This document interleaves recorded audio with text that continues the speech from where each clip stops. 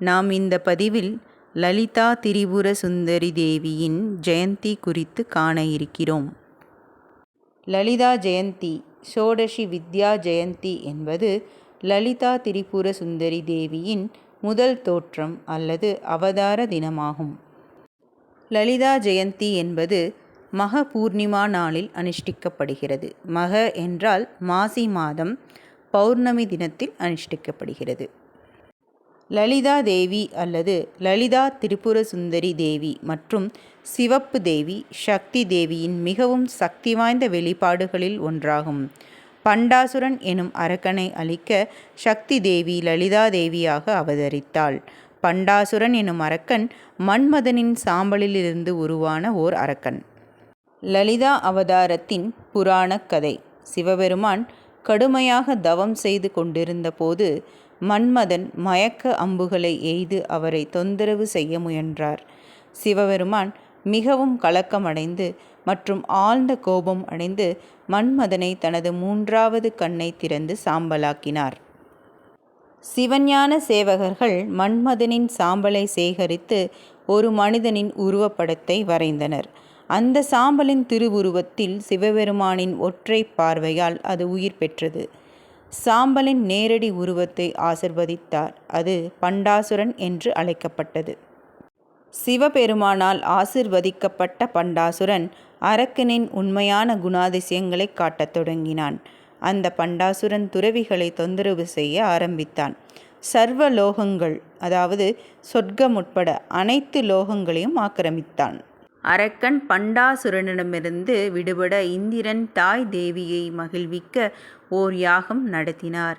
இந்த யாகத்தில் மகிழ்ந்த சக்தி தேவி ஸ்ரீ சக்கரத்தில் அமர்ந்து ஸ்ரீ லலிதா தேவியாக காட்சியளித்தார்.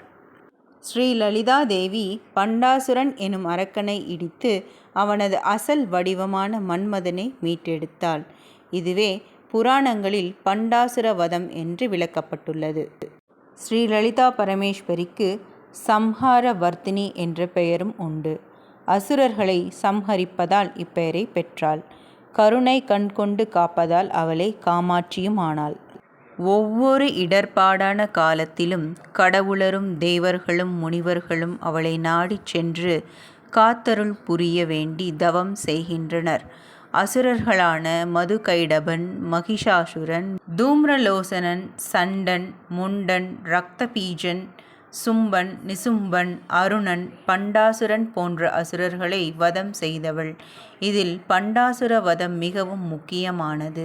அவனை சம்ஹரிக்கவே ஸ்ரீ லலிதா பரமேஸ்வரி அவதரித்தார். ஸ்ரீ லலிதா தேவி படையுடன் புறப்பட்டாள்.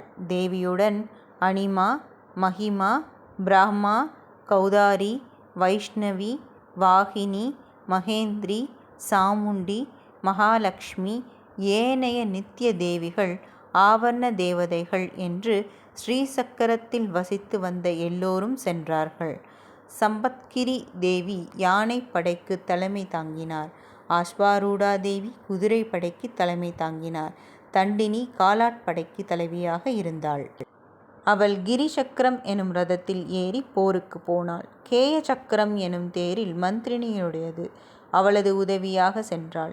ஜுவாலா மாலினி தேவியின் படையை சுற்றி ஒரு நெருப்பு வளையத்தை சிருஷ்டித்து பண்டாசுரனால் அவர்களை நெருங்க விடாமல் செய்தாள். படைகளின் மத்தியில் ஸ்ரீசக்கரம் எனும் ரதத்திலேறி போரிட்ட நித்யா தேவி பண்டாசுரனின் படைகளை நல்லதொரு பகுதியை நாசம் செய்தாள். பாலா பண்டாசுரனின் மகனை கொன்றாள். பண்டாசுரனின் சகோதரர்களான விஷாங்காவையும் விஷுக்ராவையும் மந்திரினியையும் தண்டினியும் வதம் செய்தனர்.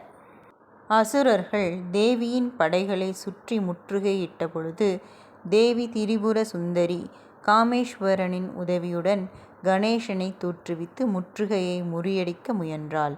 அப்பொழுது பண்டாசுரன் ஹிரண்யாக்ஷன், ஹிரண்யகசிபு, ராவணன் முதலிய அசுரர்களை தோற்றுவித்தார்.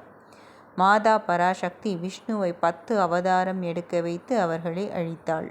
பாசுபத அஸ்திரத்தினால் அவனது படைகளையும் காமேஸ்வர அஸ்திரத்தினால் பண்டாசுரனையும் அழித்தாள். தேவர்கள் எல்லோரும் தேவியை நமஸ்கரித்து புகழ்ந்தார்கள். தேவி உலக நன்மைக்காக மன்மதனை உயிர்ப்பித்தாள். பிறகு சிவசக்தி திருமணம் நடந்தேறியது. பிரம்மாண்ட புராணத்திலுள்ள முதல் 34 ஸ்லோகங்களில் இந்த கதை சொல்லப்பட்டுள்ளது. இந்த ஸ்லோகங்களில் தேவியின் 1000 நாமங்கள் சொல்லப்படுகிறது. இதில் விசேஷம் என்னவென்றால், ஒரு பெயர் கூட ஒரு முறைக்கு மேல் சொல்லப்படவில்லை என்பதுதான். லலிதா சகஸ்ரநாமம் பிரம்மாண்ட புராணத்தில் லலிதோபாக்கியானம் எனும் பகுதியில் 36வது அத்தியாயமாக வருகிறது. அகஸ்தியருக்கு ஹயக்ரீவர் அளித்த உபதேச ரூபத்தில் தரப்பட்டுள்ளது. ஹயக்ரீவர் மகாவிஷ்ணுவின் அவதாரம் என்று நமக்கெல்லாம் தெரிந்ததே. அவர் மகா திரிபுர சுந்தரி எனும் தேவியின் தோற்றத்தையும் அவளது லீலைகளையும் அவளது வாசஸ்தலமான ஸ்ரீபுரத்தையும் விவரித்து கூறிய பிறகு அவளது பஞ்சதசாஸ்ரீ எனும் மந்திரத்தின் மகிமையையும் விளக்கினார். ஸ்ரீ யந்த்ரா, ஸ்ரீ வித்யா, ஸ்ரீ லலிதாம்பிகா மற்றும் ஸ்ரீ குரு மந்திரங்களின் ஒற்றுமையையும் கூறிவிட்டு அகஸ்தியருக்கு மற்ற தேவியரின் சகஸ்ரநாமங்களையும் அறிமுகப்படுத்துகிறார். ஆனால் அகஸ்திய முனி கேட்டுக்கொண்ட லலிதாம்பிகையின் சகஸ்ரநாமாவளியை குறித்து மட்டும் ஒன்றுமே சொல்லவில்லை.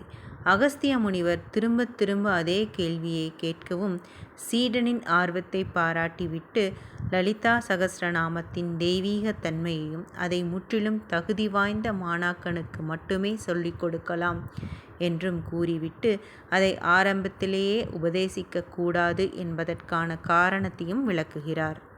ஒரு முறை ஸ்ரீ லலிதாம்பிகை தனது உபதேவிகளுடன் உரையாடி கொண்டிருந்தாள். அப்பொழுது வாசினி மற்றும் ஏனைய வாக் தேவதைகளை பார்த்து, ஸ்ரீசக்கரம் மற்றும் ஸ்ரீவித்யா போன்ற மந்திரங்களை அறிந்த நீங்கள் நமது மகிமையை விளக்கும் விதத்தில் 1000 நாமங்களை கொண்ட ஸ்தோத்திரங்களை புனைய முடியுமா என்று கட்டளையிட்டாள். வாசினி மற்றும் ஏனைய வாக் தேவதைகள் உடனேயே லலிதா சகஸ்ரநாமாவளியை தொகுத்து அளித்தார்கள். அதை மௌனமாக ஏற்றுக்கொண்ட லலிதாம்பிகை பின்னொரு நாள் தனது தர்பாரில் அமர்ந்திருந்தாள். அவள் முன்னால் எண்ணிலடங்காத விஷ்ணுக்களும் பிரம்மாக்களும் சிவன்களும் மந்திரினி, தண்டினி போன்ற சக்தி சொரூபமான தேவிகளும் அமர்ந்திருந்தார்கள். எல்லோரும் அன்னையை வணங்கிய பின் அன்னை கண் ஜாடையில் வாசினிக்கு சகஸ்ரநாமாவளியை சொல்லுமாறு ஆணையிட்டார். எல்லா சக்தி தேவதைகளும் எழுந்து நின்று கைகூப்பிய கரங்களுடன் லலிதா சகஸ்ரநாமாவளியை சொல்ல ஆரம்பித்தார்கள். சபையினர் அனைவரும் ஆச்சரியத்தில் வாயடைத்து போய் அமர்ந்திருந்தனர். பாராயணம் முடிந்ததும் லோகமாதா அன்னை லலிதாம்பிகை மௌனம் கலைத்து கூறினாள், வாசினியும் மற்ற வாக் தேவிகளும் என் கட்டளைப்படி இதை உருவாக்கியுள்ளார்கள். இது உலக நன்மைக்காக உருவாக்கப்பட்டது. என் அருமை குழந்தைகளே, யார் இதை சிரத்தையுடனும் பக்தியுடனும் பாராயணம் செய்கிறார்களோ அவர்களுக்கு எல்லா நன்மைகளும் சித்திக்கும். இந்த நாமாவளியை யார் பக்தி சிரத்தையுடன் பாராயணம் செய்கிறார்களோ அவர்களுக்கு தன்னம்பிக்கையும் சாதிக்கும் திறனும் கிடைக்கும். இதை பாராயணம் செய்து வந்தால் இதன் மூலம் கிடைக்கும் சக்தி, நம்பிக்கை மற்றும் மன உறுதியையும் பெறுவோம். பொருளை புரிந்து பாராயணம் செய்தால் பூரண பலன் கிடைக்கும். அன்னையை ஸ்ரீ லலிதா சகஸ்ரநாமம், லலிதா திரிசதி, சௌந்தர்ய லகரி, மந்திர மாத்ருகா, புஷ்பமாலா, லலிதா பஞ்சரத்தினம், வரிவஷ்யா ரகசியம், அபிராமி அந்தாதி போன்ற தோத்திரங்களால் வழிபட்டு சர்க்கரை பொங்கல் போன்ற இனிப்புகளை படைத்து சுஹாசினிகளுக்கு தாம்பூலம் தந்து வழிபடுவதால் இனிய குடும்பமும் சந்தோஷமான வாழ்வும் நிலைக்கும். பக்தர்களாகிய நம் லட்சியங்கள் நிறைவேறும். ஓம் ஸ்ரீ லலிதாம்பிகையே போற்றி.